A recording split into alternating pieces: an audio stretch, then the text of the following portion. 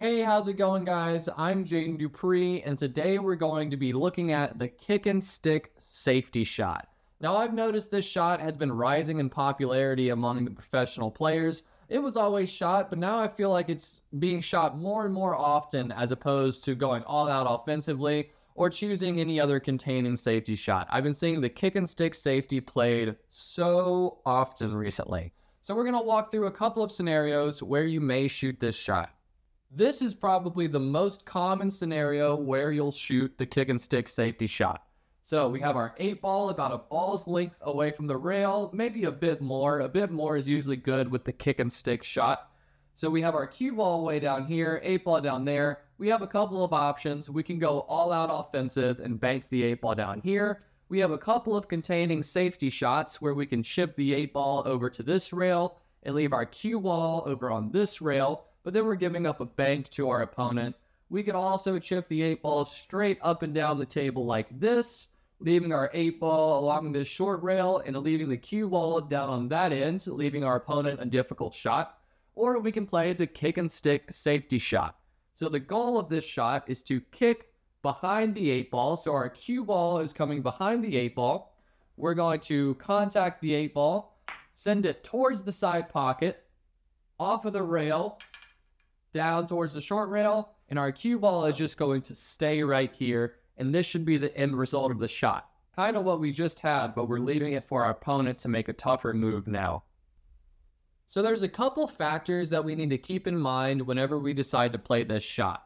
Number one is the aiming line. So to get the 8 ball back down on the other end of the table on the short rail, the correct aiming line is usually slightly above the side pocket. Slightly below can work out as well, but most people are going to aim above the side pocket. Now it's going to go near the side pocket, so if you're playing 8 ball or 10 ball or any game where you have to call the pocket that you're making the ball in, call the side pocket just in case. You might accidentally win a few games off of this shot. The second factor we have to think about is the spin that we have on the cue ball. So this shot is kind of unintuitive. To get the stick effect in the name kick and stick, we actually need top spin on our cue ball. It's not a stop shot. It's not a stun shot. You don't need back spin. You need top spin. So why do you need top spin? It's pretty unintuitive, but if we slow it down a bit, let's say we hit top spin coming this way. Our cue ball's spinning, spinning forward. It's traveling in this direction and spinning in this direction. As soon as it hits this rail, the cue ball changes directions that way, but the spin is still going that way. So we're going along this rail, we're spinning. Cue ball hits the rail, still spinning in this direction. And that creates a little stop effect. So it's almost like a stop shot after you hit this rail. That top spin is jerking the cue ball back to this rail. So the third factor that we have to take into account when we're shooting this shot is our speed. Now, speed is very, very important in every single shot in pool, especially these containing safeties, where we're not hiding behind a ball. We're really just trying to create distance and make the shot for our opponent as tough as possible. So if you hit this shot too lightly, you're selling out a shot towards that side pocket or this corner pocket. The main problem I see beginners have with this shot is they hit it too hard. They think they have to hammer the ball to get it down here, but you really don't. It's a nice medium stroke. See how lightly we hit that ball and we still got it over half the table length?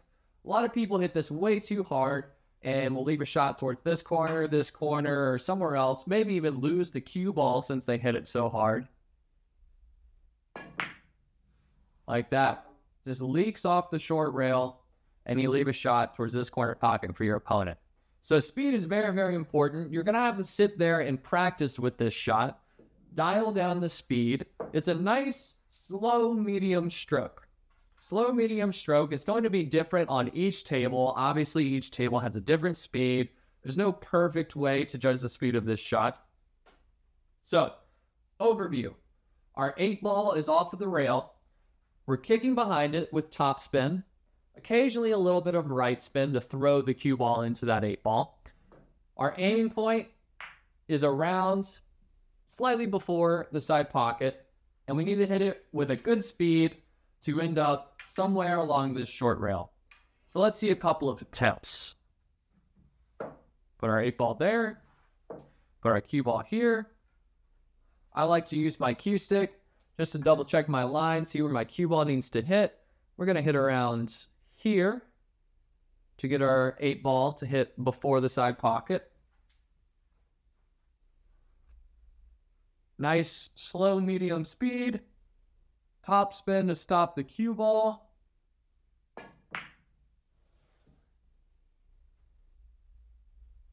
And that's just about perfect. So, quick disclaimer, in order for this shot to be physically possible, there needs to be enough room behind the object ball for our cue ball to make a full contact with the 8-ball.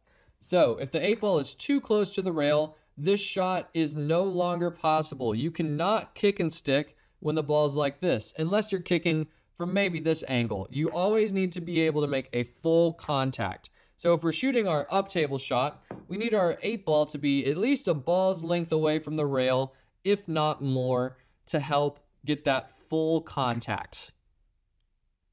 Thank you guys so much for watching. I really hope you enjoyed. If you did, leave a like down below and consider subscribing to the channel. We're almost at 200,000 subscribers. That would be awesome to hit soon.